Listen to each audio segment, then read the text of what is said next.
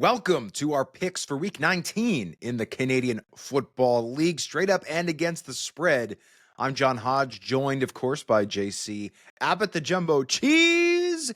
And JC, today we are sitting on a platform of victory, having gone a perfect 3-0, not only straight up, but also against the spread last week. A big round of applause for us. Well, Hodge, you already bragged about being 3-0 on the podcast. I treat my superiority with a sense of humility. I carry it close to the vest. I don't check. I just go through life knowing I've gone 3-0. That to me is how I carry myself every day, regardless of how my picks do. I am always undefeated in my own mind. I think being unbothered by your picks is probably a good idea, right? It can be easy to live and die with these picks, especially if you are putting money on the line. If you do so, of course, please do so responsibly. But at the end of the day, we're running out of weeks here, JC. I'm proud of my record straight up. I've got some work to do against the spread. I dug myself into a hole earlier in the year. I have been digging myself out, but 3-0 last week goes a long way towards that. Hopefully this week with a 4-game slate, I can go 4-0. So we'll have to wait and see. We got some wacky, wild spreads here. Let's get into them. Starting with game one. The Saskatchewan Roughriders are 10.5-point home favorites over the Toronto Argonauts on Friday night, where they'll look to clinch first place in the West Division for the first time since 2019. The Riders will be without Roland Milligan Jr. and Dante Myers this week, though Mario Alford and Brett Lothar have returned to help out on special teams. The Argonauts, meanwhile, have made 5 changes to their starting lineup, including Jarrett Deggy getting his start under center in place of the injured Nick Arbuckle. JC, can Toronto cover this wide spread, or will the Riders ride? Well, Toronto has nothing to play for but the future at this point, and I'm not even sure that Jared Daggy will play the entirety of this game. We may see some Tucker Horn in here at some point. I know that Ryan Dinwiddie has alluded to the fact that he would like to see him in some live game action before the end of the season, and heck, I'd like to see a little Max Duggan from his time at TCU, get him a few reps before this season is over too. So we don't know what the Argos are going to do with all of their precious minutes remaining in terms of evaluating their talent.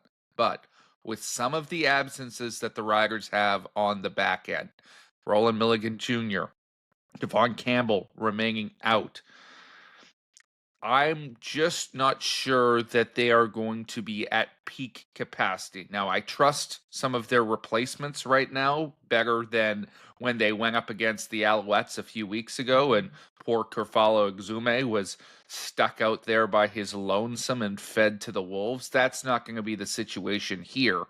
But a 10.5-point spread, that scares me a little bit, because I think this is a game where the Riders could get up big early and then let their foot off the gas pedal a little bit. Toronto adds some points late and covers a big spread via the back door. That's what I'm going to take here. Saskatchewan winning, but Toronto covering. I'm taking the Saskatchewan Roughriders to not only win, but I'm going to take them to cover this wide spread. Yes, it's double digits, but at the end of the day, this Argonauts team looked terrible on the offensive side of the ball. Yeah, they put up a decent amount of points last week, but they had 4 picks from Daggy, and they gave up 9 sacks. And yes, they got Brandon Kemp back. He's going to take over at left tackle. That's a big upgrade over Hampton Ergel, who really struggled for the Boatmen last week.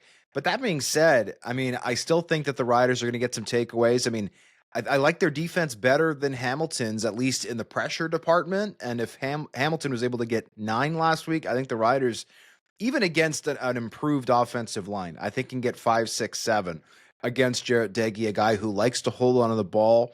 I don't think Deggy's a bad player, but when you go onto the road, if you can't get the ball out of your hands, if you're making mistakes with some of these interceptions, some of these takeaways, games can get out of hand early. We just saw that a couple of weeks ago, where the Winnipeg Blue Bombers won 40-3 against the Ticats, due in part due to the turnover battle, right? It wasn't a dominant performance necessarily from pole to pole, but those takeaways can really, really impacted game, right? With big swings back and forth. So this is the type of game that I think the Riders can really pull away in. Dante Myers being out does not scare me. The Riders are so deep in their receiving Mhm. core that doesn't bother me at all.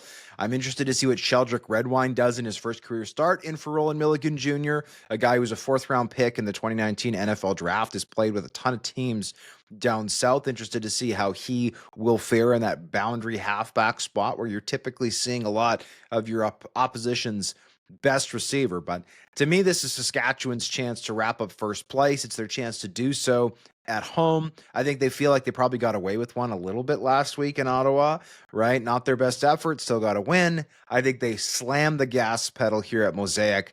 I think that they win this game. I think they do so in emphatic fashion and punch their ticket to the West Final in the process. The injuries don't scare me.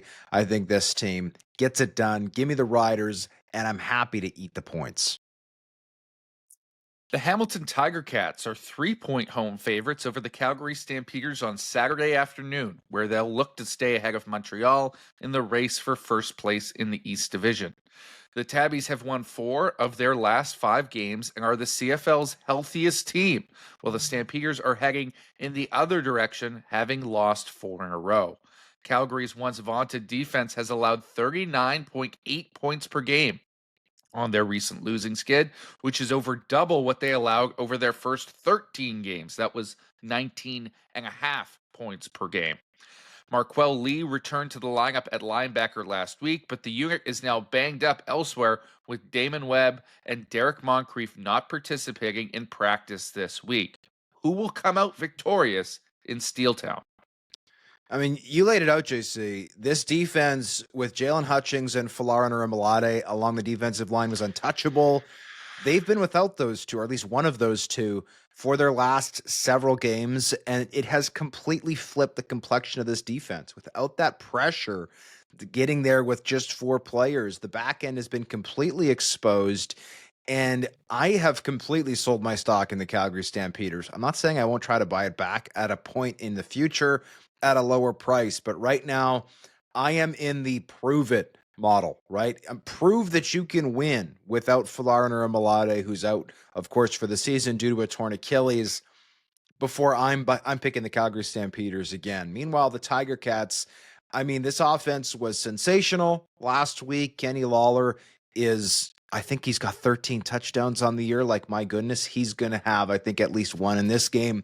I like everything that the Tiger Cats are doing, and they're also a motivated group, right? They need to stay ahead of the streaking Montreal Alouettes if they're hoping to get that East Final berth and get the bye. That comes, of course, with getting first place in the standings. So I'm all on the Tabbies here. 3.5 points. Honestly, I thought the spread would be a little bit longer. I think the reason it's not is because the Stamps are above 500. But again, if you just look over the last month, this team has been awful. Vernon Adams Jr. has talked about losing his confidence, right? He's got 6 interceptions in his last 3 games. He's not protecting the football. And again, defensively, laid it out, JC. 40 points a game. They're giving up 40 points a game. How do you win in professional football if you're consistently giving up that many points? So to me, I'm happy to ride with the Ticats here. I think they're playing better football right now in all 3 phases. And the fact that they're at home and the spread is this close, I'm laughing all the way to the bank.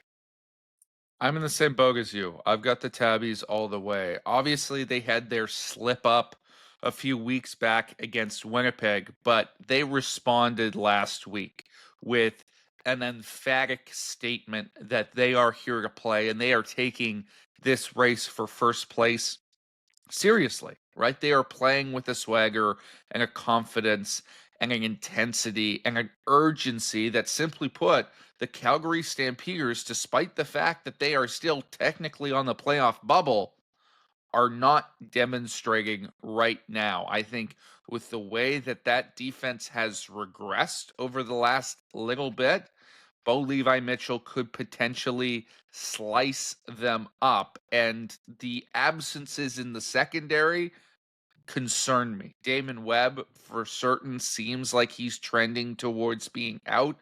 I think he has not gotten enough love as an impact safety in the league this year, a potential all-star. I think that really hurts that Stampeders unit if he's unable to go. Derek Moncrief It's listed as non-injury related, so that could be any number of things. He could potentially be back for game day. We don't know at this stage, but if you're missing more pieces from a defense that's already missing some of its most important pieces and struggling, that does not bode well from you. I have not seen any signs of life from the Stampeders as of late, any indication that they're ready to turn around. Maybe they'll prove me wrong. I hope they do and make a compelling race in the West and make that crossover spot interesting. But right now, it's the Ticats all the way for me. The Edmonton Elks are 3.5-point home underdogs to the Winnipeg Blue Bombers on Saturday afternoon in a matchup of two teams coming off the bye. The weather forecast for this game looks terrible, JC. A high of 8 degrees with a 60% chance of showers. There's going to be wind, there's going to be clouds, could be nasty, which means we could get a big game from Brady Oliveira and Justin Rankin, the latter of whom just signed a 2-year contract extension with the Elks. Nick Dembski is doubtful to play in this one for Winnipeg due to personal reasons, though nothing has been officially confirmed. It should be noted Dembski did post very recently on his Instagram that he is expecting his second child, so that is believed what this is going to, or that is believed to be the reason why he's unlikely to play in this one, though that remains unconfirmed. Can the Elks get the win and keep their faint playoff hopes alive, or will the Blue Bombers keep rolling? The Winnipeg Blue Bombers have this unique ability to win games under any conditions with any obstacles either the world or themselves puts in their own way. And I'm going to say this pick with full respect to that history, but I have a feeling. I have one of those potentially indigestion feelings again, Hodge, and it has me picking the Edmonton Elks this week. I just think this team is different than the one we saw during the first half of the season, and they're not going to go gently into that good night. They know that they need victories to stay alive. I think Mark Killam will have his team fired up. I think Justin Rankin, this will be the type of game where he can show his utter dominance and the fact that, if it wasn't for the tremendous play of a couple of quarterbacks, I genuinely think he deserves to be in the MOP conversation with how impactful he's been for that football team. And I think that their passing attack is going to be less influenced by the poor weather with Cody Fajardo at the helm than the Bombers will be with Zach Collaros. I just think he has been inconsistent at best over the last couple of years. And with all due respect to the performance he put on the field last week, or 2 weeks ago, which was the best of his career or of his season, I don't think he's going to do that consistently. I don't think he'll do that in the rain. And the last time the Bombers came off a bye week, right? We've always talked about how good Mike O'Shea's teams are after that week off. They got stomped by Calgary. So I think this is a perfect moment for Edmonton to show their fight, to show their resiliency, to show that they're a different team now with Mark Killam as their head coach and Cody Fajardo as their quarterback. And I'm picking them to upset the Bombers in this game. I like the pick, JC. I do. I think that Edmonton is a better team than the record would indicate, right? This is one of those teams, a lot like last year's Elks, honestly, where it's like, man, I wish you guys had figured it out before the first third of the season was over. Because if you had, you'd be going to the playoffs and you'd be one of those teams that I don't think anybody would want to play, right? That being said, I do think the Bombers have figured things out offensively. I do think that this team has figured things out defensively. Obviously, Brady Oliveira is great. But the protection that we saw, I thought, from the Bombers in their win over the Tiger Cats was sensational, right? This is a team that has struggled to protect their quarterbacks at times this season. And I think that has led to a lot of the interceptions that we've seen, right? The Bombers have thrown more than anybody in the league.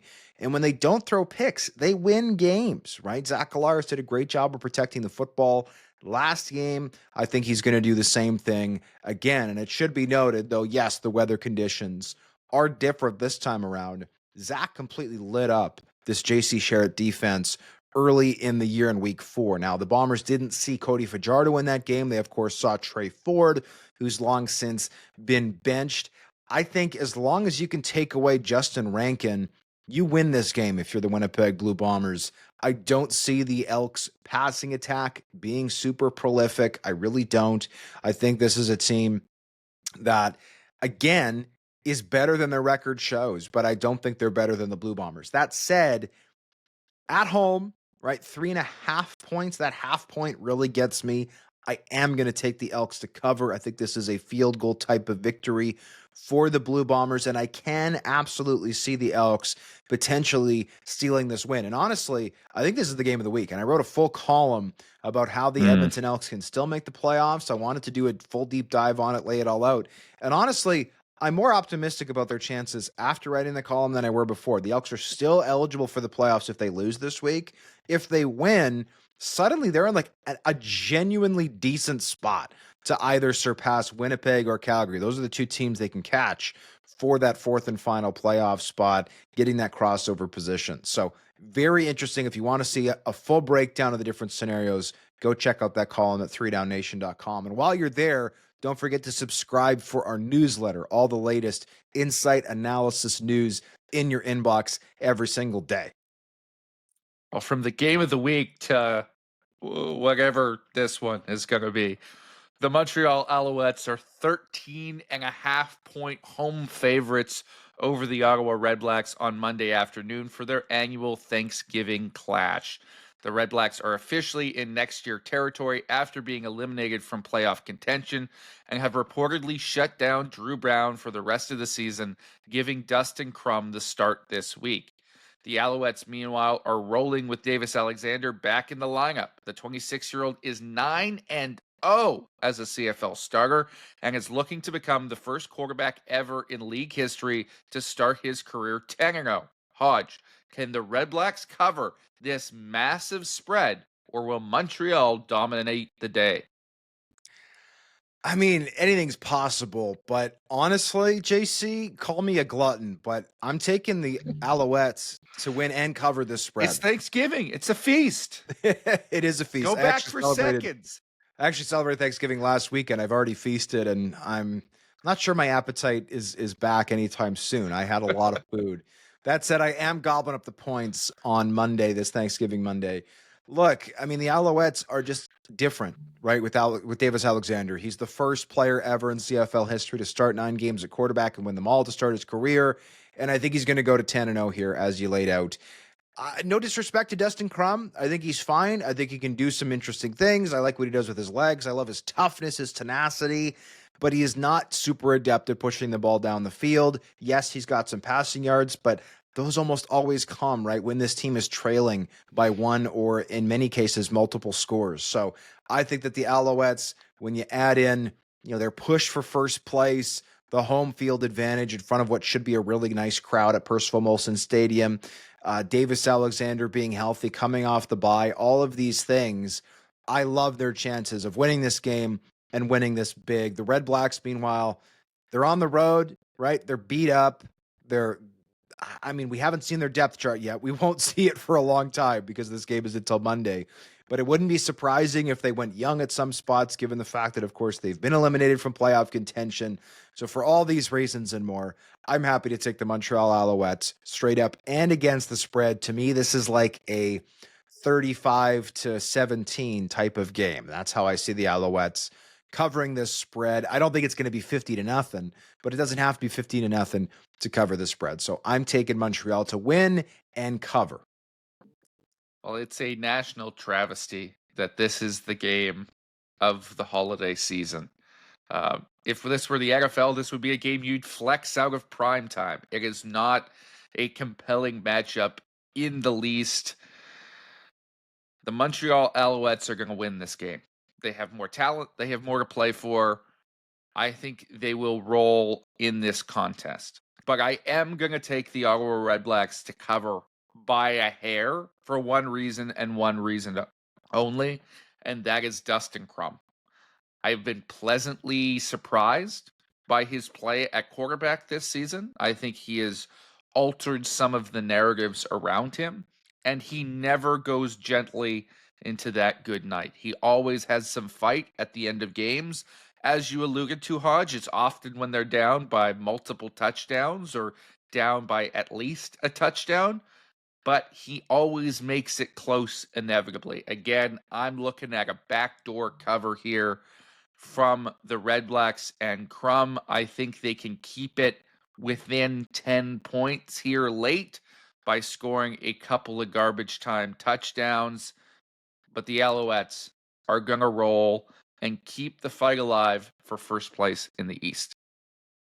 For the record, Dustin Crum is 2-3 against the spread this year. The most recent start he had in week 14 against BC, week 15 against BC, pardon me, he failed to cover the 9.5 point spread. So I don't think your logic is poor, JC, but that is one of the reasons why I'm happy to roll with the Alouettes to cover what is the biggest spread we've seen in the CFL so far this season by a considerable margin. I think this week was the first two double-digit spreads, right? We've seen a lot of parity in the league this year, so this is the wildest spread. So I feel a little silly taking it, but I do think that the Alouettes can get it done. For JC Abbott, I'm John Hodge. Thank you as always for listening to the 3 Down Nation podcast. We'll be back hopefully Monday night after that game wraps with Justin Dunk to break down all the action, preview week 20, chop up the news, analysis, insight, and more. We'll see you then.